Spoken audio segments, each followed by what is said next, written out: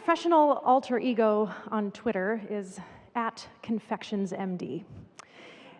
It is a nod to my mom, who is a retired home ec teacher and farmer's daughter. According to her, world happiness will be achieved if everyone has the opportunity for unlimited education and baked goods at all times. Also, because of her, I came into adulthood with several really extraordinary skills. 1, how to be poor. 2, how to sew. And 3, how to bake. And it turns out these skills are highly translatable into the practice of emergency medicine, and also come in very handy when taking care of the 1.5 million Hoosiers who rely on the things that my agency provides to meet their unmet needs. An example of this translatable skill occurred in January of 2017 when I started in the role of Health and Human Services Secretary for the state of Indiana. One of my first big meetings was with the executives of our 4 managed care companies and their actuarial teams. I was about to become the bad guy for the first time. Now, I've never been the bad guy before. I mean, who doesn't like a pediatrician? But suddenly there was money on the line, and that changes the game. I remember waking up in the middle of the night drenched in sweat, and I couldn't figure it out. I knew my stuff. I knew I was right, but I didn't want to be the bad guy. And so I remembered an important day from my past, my very first day as faculty in our pediatric emergency department. I baked 3 dozen chocolate hazelnut cupcakes. They were made with home-ground hazelnut flour and covered with a thick, dark chocolate ganache icing. And on the top of the container, it said, "To my awesome ED nurses, I'm new here. Please don't kill me. Love, Jen."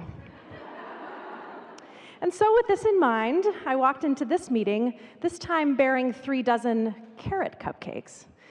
And I watched as the executives in delight kind of dove into that thick cream cheese frosting. And I said, "Sirs, just wanted to let you know, these are the only carrots you're going to get today. The rest of the meeting is the stick."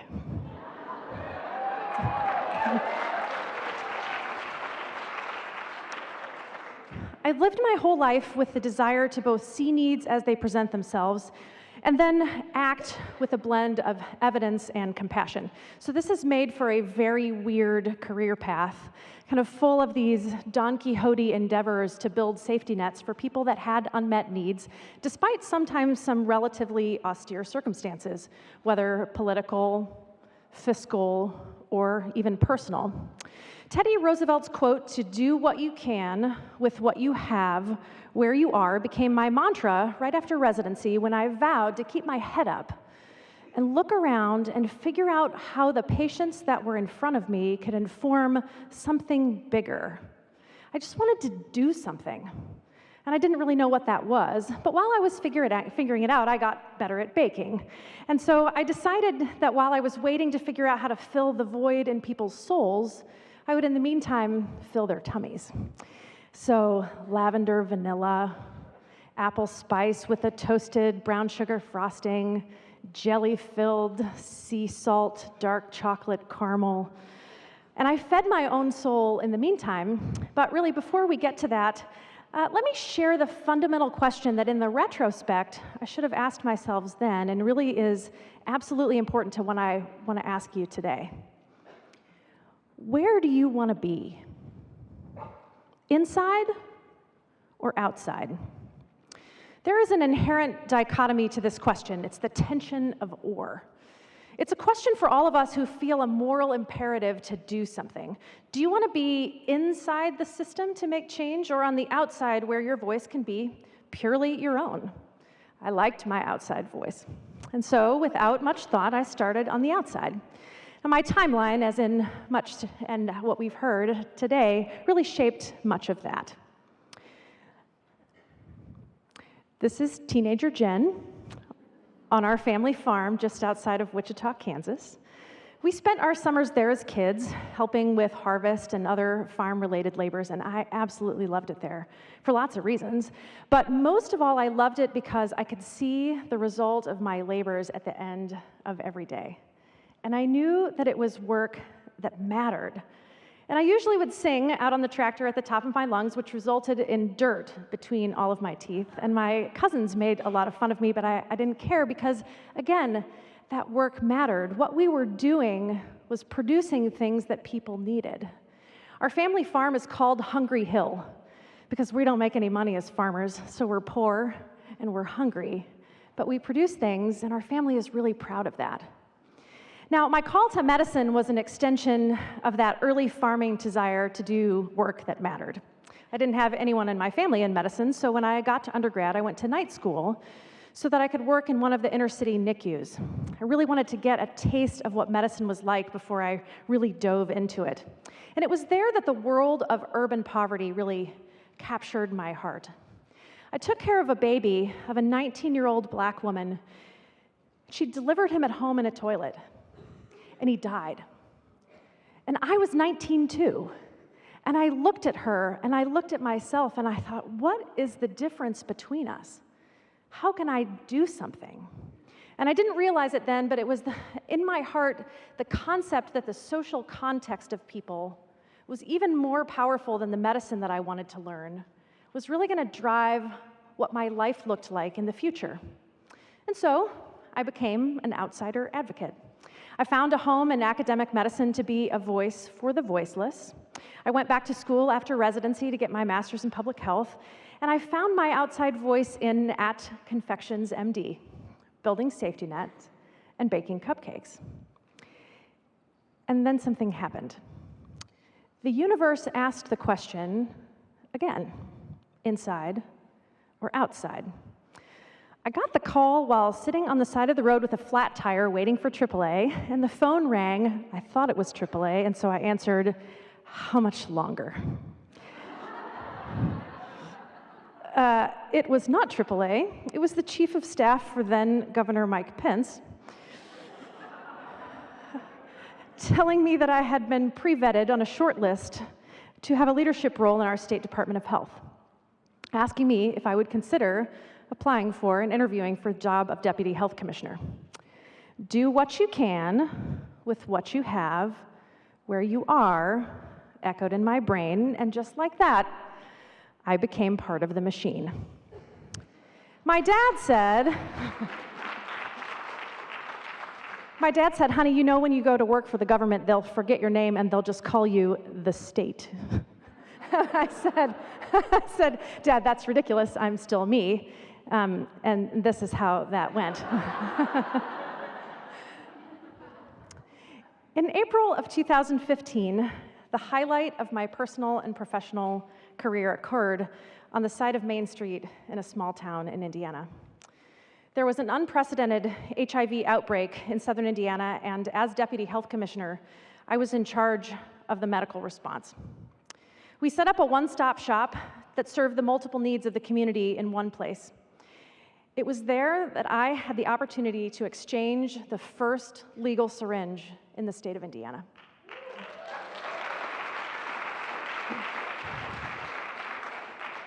The recipient and I cried and hugged.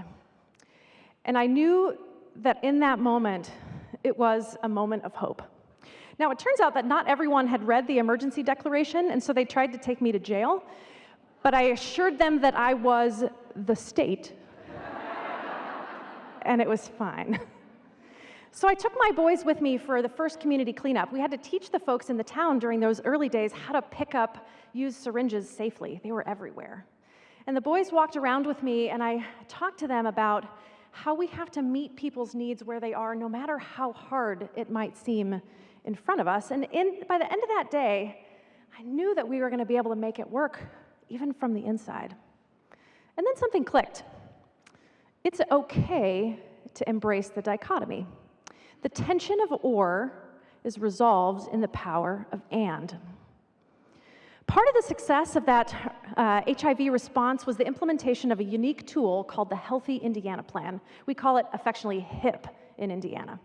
It's Indiana's version of Medicaid expansion. We were able to actually launch it a week early for our HIV response, and we signed up nearly the entire town for new health insurance with this program. When our new governor came in, I was given the opportunity to shepherd this amazing program and moved from our state health department to now overseeing a $15 billion budget of Medicaid and other social services. I am officially the bad guy every day. So the Daily Student at a small college on the East Coast said that I was trying to kill people, and it got picked up by the national press, so I did what I do. I baked a lot of cupcakes, and I looked around to see that fragile safety net that surrounded us, and I tried to find ways to sew it back together, just like my mom sewed my clothes when I was a kid, and I sew people's tissues back together in the ER.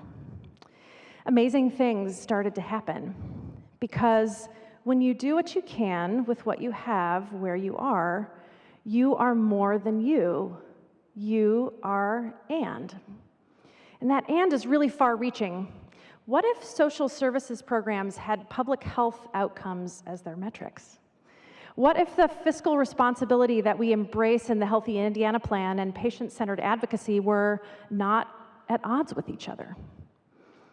We renewed HIP this spring to reflect the needs of Hoosiers. It now includes comprehensive services for substance use disorder with things that I would have never thought possible. Reimbursement for peer recovery coaches, coverage of all forms of medication-assisted treatment, echo training for rural docs wanting to treat hepatitis C, and much, much more. It is the manifestation of and. My friend and colleague runs a just-in-time treatment referral program out of our county hospital ED and relies on HIP for her patients. She says HIP is more than about paying for visits and medicine. It's about giving folks a chance to access a community of people who care for and about them. I have so many patients whose HIP is the thread that holds together those challenging early weeks in recovery, even as they stumble through relapse. When housing falls through or a job prospect disappears, HIP allows people to stay connected to positive, consistent, motivational influences instead of descending back into active use. For some, it's the only bright light of hope in an otherwise desperate situation. Our governor said to the HIP team the day after our waiver approval that this is how Indiana gets things done, together with heart. His note is how all of my written exchanges with the boss start and end, in caps, doc, and gov. He says in his note, and lives are being positively transformed. The inherent dichotomy of a state with a balanced budget, a healthy reserve, and over 400,000 new insured lives shouldn't be lost.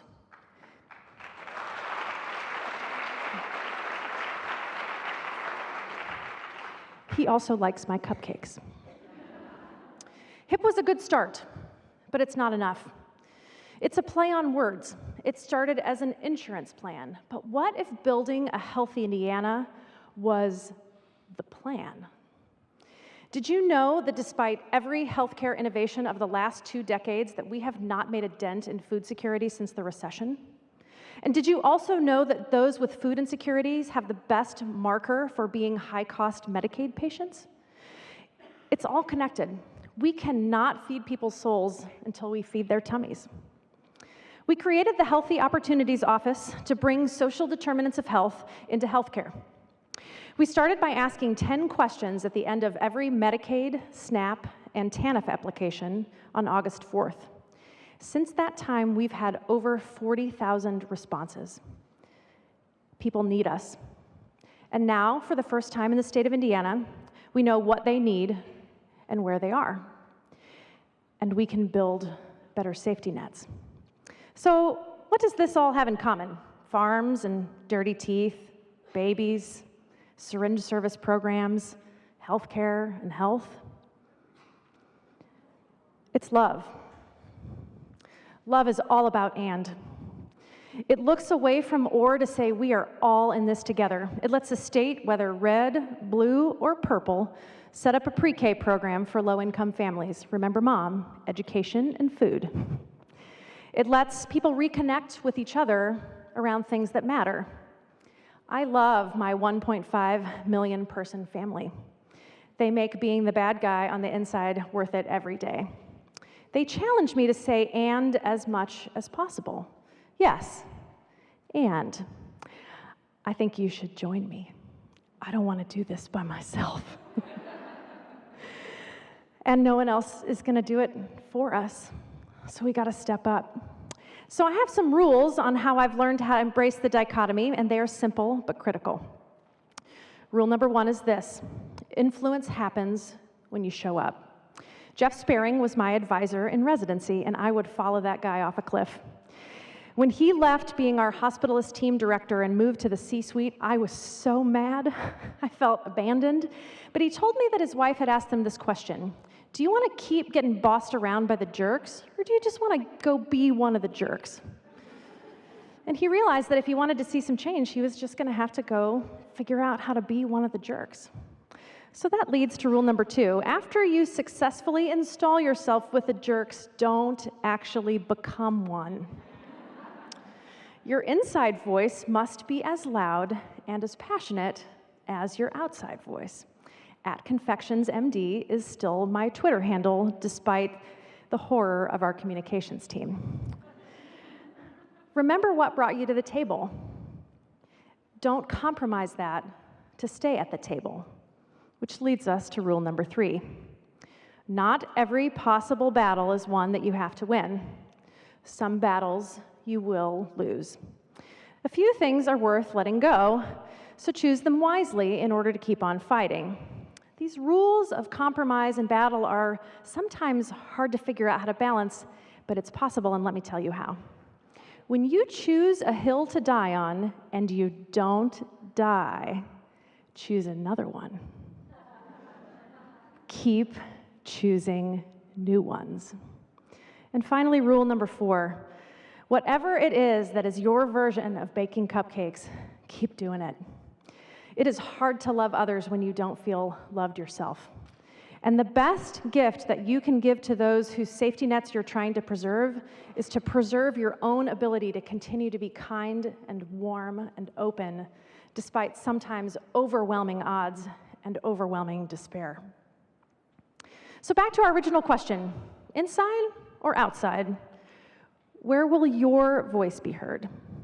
Well, it's kind of like when I asked my dad, do you want apple or pumpkin cupcakes?